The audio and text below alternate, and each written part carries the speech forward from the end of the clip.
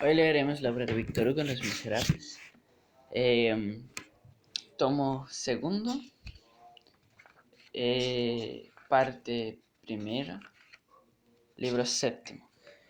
El patrón Minet. 1. Las minas y los mineros. Las sociedades humanas tienen todas los que en los teatros se llama el foso. El suelo social está minado por todas partes, ya en favor del bien, ya en favor del mal. Estas obras se superponen unas a otras. Hay las minas superiores y las minas inferiores. Hay un alto y un bajo en ese oscuro subsuelo que se abre a veces bajo la civilización y que nuestra indiferencia y dejadez huellan a cada momento. La enciclopedia del siglo último era una mina casi a cielo abierto. Las tinieblas, esas sombrías encubridoras del cristianismo primitivo, solo esperaban una ocasión para hacer explosión en tiempo de los Césares y para inundar de luz al género humano. Porque en las nieblas sagradas hay luz latente. Los volcanes están llenos de una sombra capaz de arrollar llamas. Toda lava comienza por ser noche.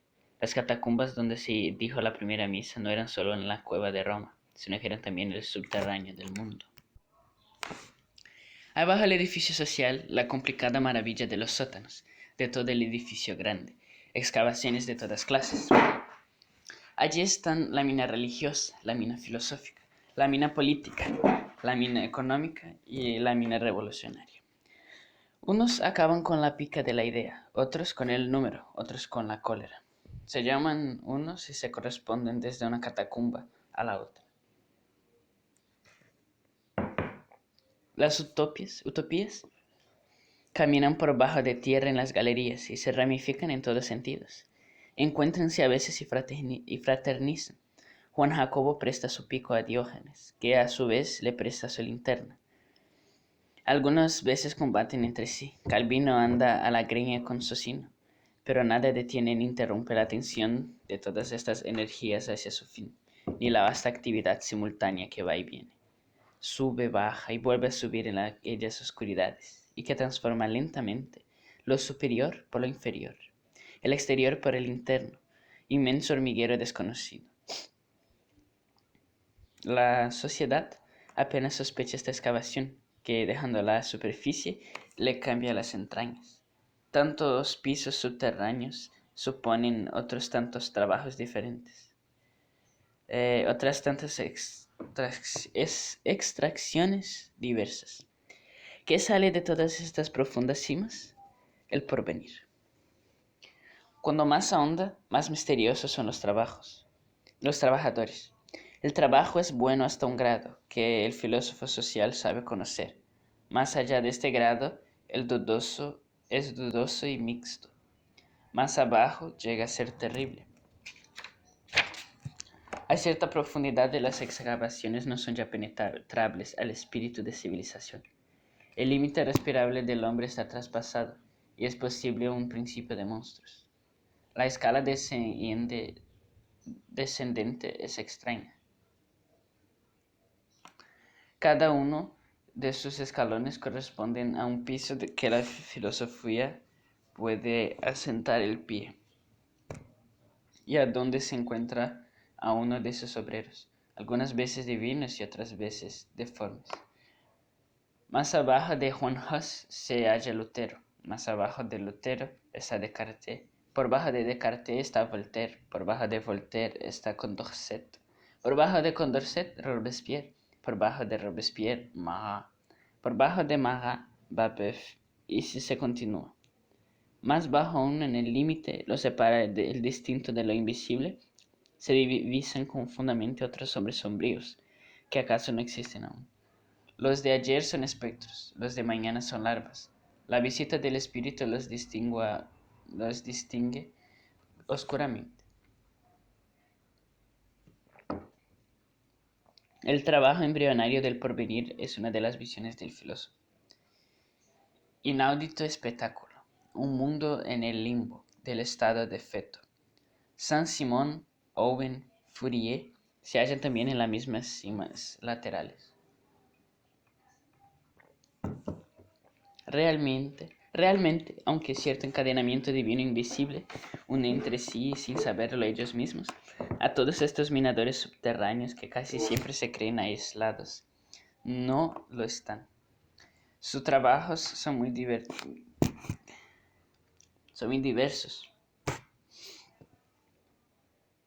Eh, Son muy diversos y la luz de unos contrasta con las llamaradas de los otros. Los unos son paradisíacos, los otros son trágicos. Sin embargo, sea el que quiere el contraste, todos esos trabajadores, desde el más alto al más nocturno, desde el más sabio hasta el más loco, tienen una semejanza, y es el desinterés. Prescinden de sí propios, no piensan en sus personas, ni en sus particulares intereses. Ven otra cosa distinta, ven otra cosa distinta de ellos mismos.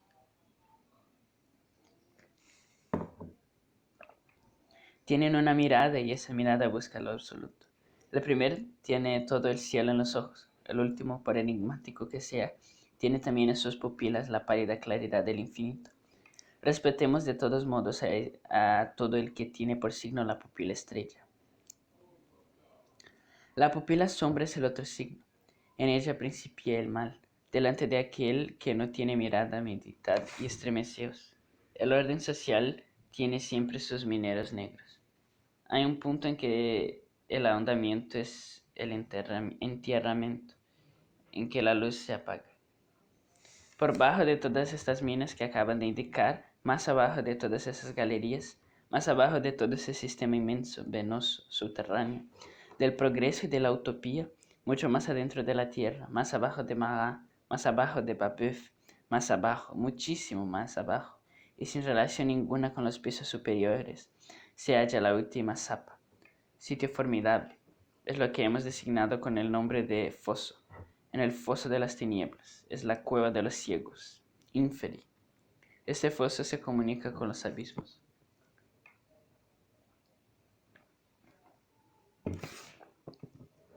El bajo fondo. Allí el desinterés desaparece. El demonio se bosqueja vagamente. La máxima es cada cual para sí. El yo ciego aúlla, busca, tantea y roe. El ugolino social se halla en este caso. Los seres feroces que vagan por estas profundidades, casi bestias, casi fantasmas, no se ocupan en el progreso universal, ignoran la idea y la palabra, no se cuidan más de la satisfacción del apetito individual. Casi carecen de conciencia y hay en su interior una especie de tabla rasa, aterradora. Tienen dos madres, o mejor, dos madrastas, la ignorancia y la miseria. Tienen un guía, la necesidad, y por otra forma de satisfacción, el apetito. Son brutalmente voraces, es decir, feroces, no de la manera del tirano, sino al modo del tigre. Del padecimiento, estas larvas pasan al crimen, filiación fatal, engendro vertiginoso, lógica de la oscuridad. Lo que se arrastra en el foso social no es la reclamación ahogada de lo absoluto, es la protesta de la miseria.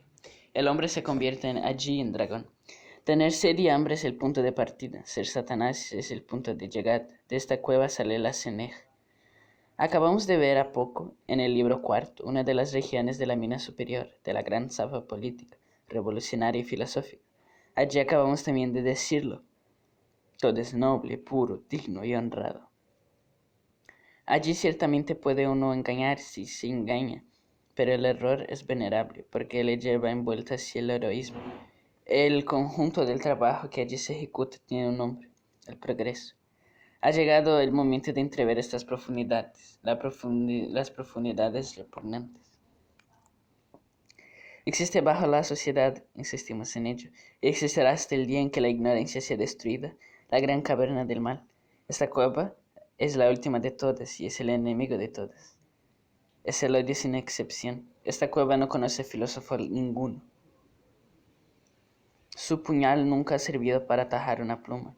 Su negrura no tiene relación ninguna con la sublime negrura de la tinta. Nunca los dedos de la noche se crispan bajo aquel techo asfixiante, Nunca los dedos de la noche que se crispan bajo aquel techo asfixiante han hojeado un libro ni desplegado un periódico. Babeuf es un aristócrata para Cartucho. Marat es un explorador del género humano para Schinderhannes. Esta cueva tiene por fin la excavación de todo, incluso las capas superiores a quienes execra. No mina solamente en su horrible hormiguero el orden social actual, el derecho, el pensamiento humano, la civilización, la revolución y el progreso. Se llama simplemente robo, prostitución, homicidio y asesinato. Es tiniebla si quiere el caos. Su bóveda está formada de ignorancia. Todas las demás minas, las de arriba, no tienen más que un objeto, suprimir este. A estos tienen por todo su órgano a la vez, así por el mejoramiento de lo real como por la contemplación de lo absoluto, la filosofía y el progreso. Destruido la cueva ignorancia, habréis destruido la cima crimen. Condensemos en algunas palabras una parte de lo que acabamos de escribir. El único peligro social es la oscuridad. Humanidad es identidad. Todos los hombres son del mismo barro, no existe diferencia, por lo menos en este mundo respecto de la predestinación. La misma sombra antes, la misma carne ahora, igual ceniza después. Pero la ignorancia mezclada con la pasta humana la ennegrece. Esta incurable negrura se apodera del interior del hombre y se convierte allí en el mal. 3. Babet, Tragamar, Suena Dinero y Montparnasse. Desde el año 1830 al 35, gobernaba el foso de París una cuadrilla de bandidos, llamado Tragamar, Suena Dinero, Babet y Montparnasse. Tragamar era un Hércules decaído. Tenía por astro la alcantarilla del Arche Marion. Tenía 6 pies de estatura, pecho de mármol, piernas de acero, la respiración de caverna, el tono de un coloso y el cráneo de un pájaro. Creíase ver en él al Hércules, Farnesio vestido con pantalón de cutí y blusas de veludillo. Formado de esta manera escultural, Tragamar hubiera podido domar monstruos. Le había parecido mejor y más corto ser uno de ellos. Frente estrecha, sienes anchas, menos de 40 años, y la pata de gallo, el pelo áspero y corto, las mejillas a modo de cepillo, y barba de jabalí. Tal era el hombre. Sus músculos solicitaban el trabajo, su estupidez lo rechazaba. Era una gran fuerza perezosa. Era asesino por dejadez, le suponían criollo. Probablemente habría estado algún tiempo en contacto con el general Brun, puesto que en 1815 había sido mozo de cuerda en Avignon. Después de eso se había hecho bandido. La diafanidad de Babet contrastaba con la corpulencia de Tragamar. Babet era flaco y sabio. Era transparente, pero impenetrable. Sus huesos se transparentaban, pero no su pupila.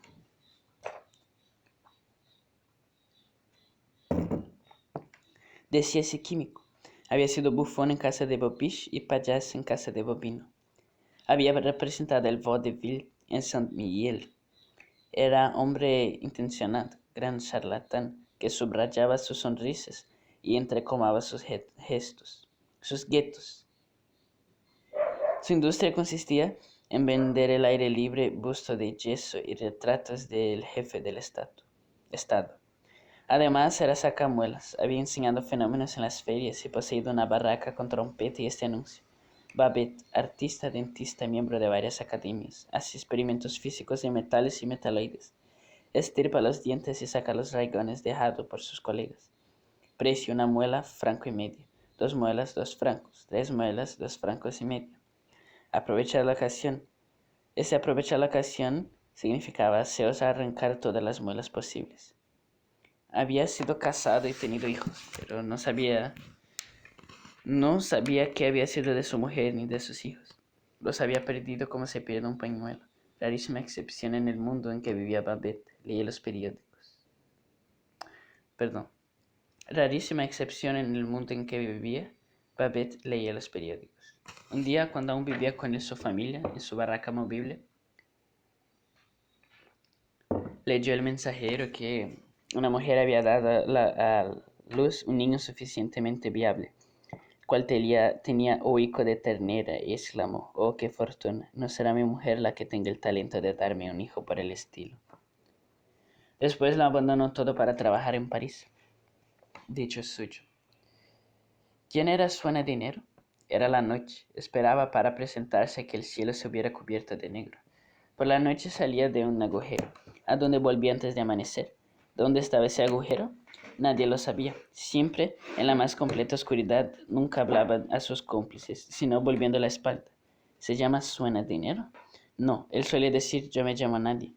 Cuando aparecía una luz, se ponía una careta. Era ventrílocuo. Babet decía: «Suena Dinero es un nocturno a dos voces».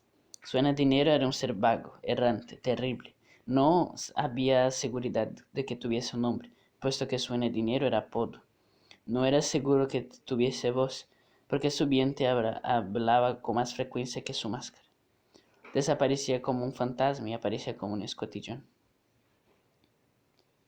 Montparnasse era un ser lúgubre. Era casi un niño. Tenía menos de 20 años, linda cara, labios parecidos a las cerezas, hermosos cabellos negros y una claridad de la primavera en los ojos. Tenía todos los vicios y aspiraba todos los crímenes. La digestión le daba apetito para lo peor. Era el pilluelo convertido en ladrón y el ladrón convertido en bandido. El garboso, afeminado, gracioso, robusto, blando, feroz. Llevaba el ala del sombrero levantada hacia la izquierda, para dejar ver bien al cubierto el mechón del pelo rizado, según la moda de 1829. Vivía de robar violentamente. Su levita tenía el mejor corte, pero estaba siempre raída. Era una especie de figurín entregada a la miseria y cometiendo toda clase de crímenes. La causa de todos los atentados de este adolescente era el deseo de ir bien vestido. La primera modista que había dicho: «Eres guapo», le había impreso la mancha de las tinieblas en el corazón y había hecho un Caín de aquel Abel. Viéndose guapo, quiso ser elegante. Ahora bien, la primera elegancia es la ociosidad, y la ociosidad del pobre es el crimen. Pocos ladrones eran tan temidos como Montparnasse. A los 18 años había dejado tras sí algunos cadáveres. Más de un transeúnte con los brazos extendidos yacía en la sombra de aquel miserable, hundida la cara en un charco de sangre, rizado, perfumado, ajustado a la cintura con caderas de mujer y busto de oficial prusiano, oyendo el murmullo de admiración que alzaba a su alrededor las muchachas del boulevard. Sabiamente atada la corbata con un rompecabezas en el bolsillo y una flor en el ojal. Tal era el perímetro del sepulcro.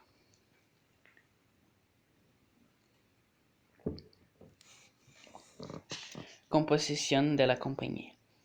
Estos 4 bandidos formaban por sí solo una especie de proteo que serpenteaba a través de la policía y procuraba librarse de las miradas indiscretas de Vidocq, bajo distinta forma, árbol, llama o fuente, prestándose mutuamente sus nombres y sus guaridas, ocultándose en su propia sombra, teniendo cajas de secreto y así los unos para los otros, deshaciéndose de sus personalidades como despoja uno de la nariz postiza de un baile de máscaras, simplificándose a veces hasta el punto de no ser más que uno, multiplicándose en otras ocasiones hasta el punto que el mismo Coco Latour los tomaba por una turba. Estos 4 hombres no eran 4 hombres, era una especie de ladrón misterioso de 4 cabezas que trabajaba en grande sobre París. Era el pólipo monstruoso del mal que habitaba la cripta de la sociedad. Gracias a sus ramificaciones y a la red subyacente de las relaciones, Babet, Tragamar, Suena Dinero y Montparnasse tenían la empresa general de los crímenes del departamento del Sena. Ejercía una especie de soberanía inferior, cuyos golpes del Estado descargaban siempre sobre el pobre transeúnte. Los que concebían una idea de este género, los hombres de imaginación nocturna, se dirigían a ellos para la ejecución. Se suministraban a estos 4 bribones del argumento, y ellos se encargaban de la representación. Trabajaba como en un teatro. Siempre le hallaba en situación de presentar un personal proporcionado y conveniente para los atentados que se pudiera arrimar el hombro y que fuese suficientemente lucrativos. Cuando un crimen andaba en busca de brazos, se subarrendaba cómplices. Tenía una compañía de actores de tinieblas a disposición de todas las tragedias de las cavernas. Reuníanse habitualmente al caer de la noche, hora de su despertar, en las llanuras inmediatas a la Salpêtrière, y allí conferenciaban. Tenían té y 12 horas negras, y arreglaba su empleo. El patrón Minette, tal era el nombre que en la circulación subterránea se daba a la asociación de estos 4 hombres. En el antiguo lenguaje popular y fantástico que diariamente desaparece, patrón Minette significaba la mañana, lo mismo que entre perro y lobo significa la noche.